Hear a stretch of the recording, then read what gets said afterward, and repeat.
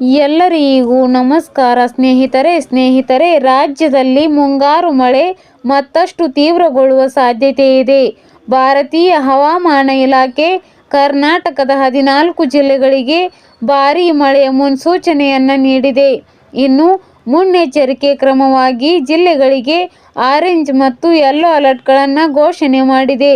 ಅದೇ ರೀತಿ ಕೆಲವು ಶಾಲೆಗಳಿಗೆ ನವರಾತ್ರಿ ರಜೆ ಇದ್ದರೂ ಕೂಡ ರಜೆ ಘೋಷಣೆ ಮಾಡದ ಶಾಲೆಗಳಿಗೂ ಮಳೆ ಪರಿಣಾಮದಿಂದ ರಜೆ ಸಿಗುವ ಸಾಧ್ಯತೆ ಕೂಡ ಇದೆ.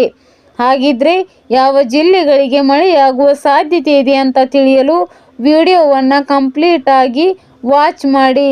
ಮುನ್ಸೂಚನೆಯ ಪ್ರಕಾರ ಮುಂಬರುವ ದಿನಗಳಲ್ಲಿ ಕರಾವಳಿ ಮತ್ತು ಮಲೆನಾಡು ಪ್ರದೇಶಗಳಲ್ಲಿ ರಣಭೀಕರ ಮಳೆಯಾಗುವ ಸಾಧ್ಯತೆ ಇದೆ.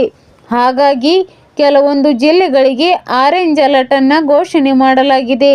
ಉಡುಪಿ, ದಕ್ಷಿಣ ಕನ್ನಡ, ಉತ್ತರ ಕನ್ನಡ, ಚಿಕ್ಕಮಗಳೂರು, ಅದೇ ರೀತಿ ಕೊಡಗು, ಶಿವಮೊಗ್ಗ ಜಿಲ್ಲೆಗಳಿಗೆ ಆರೆಂಜ್ ಅಲರ್ಟ್ ಅನ್ನು ಘೋಷಣೆ ಮಾಡಲಾಗಿದೆ.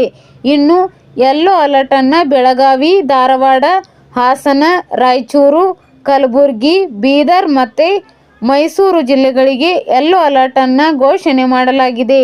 ಅದೇ ರೀತಿ ಇದೀಗ ಬಂಗಾಳ ಕೊಲ್ಲಿ ಮತ್ತು ಅರಬ್ಬಿ ಸಮುದ್ರದಲ್ಲಿನ ವಾಯುಭಾರ ಕುಸಿತ ಮತ್ತು ಮೇಲ್ಮೈ ಸುಳಿಗಾಳಿಗಳ ಪರಿಣಾಮವಾಗಿ ರಾಜ್ಯದಲ್ಲಿ ಮಳೆ ಹೆಚ್ಚಾಗುವ ಸಾಧ್ಯತೆ ಇದೆ ಅಂತ ಹೇಳಿ ಹವಾಮಾನ ಇಲಾಖೆ ಎಚ್ಚರಿಕೆಯನ್ನು ನೀಡಿದೆ.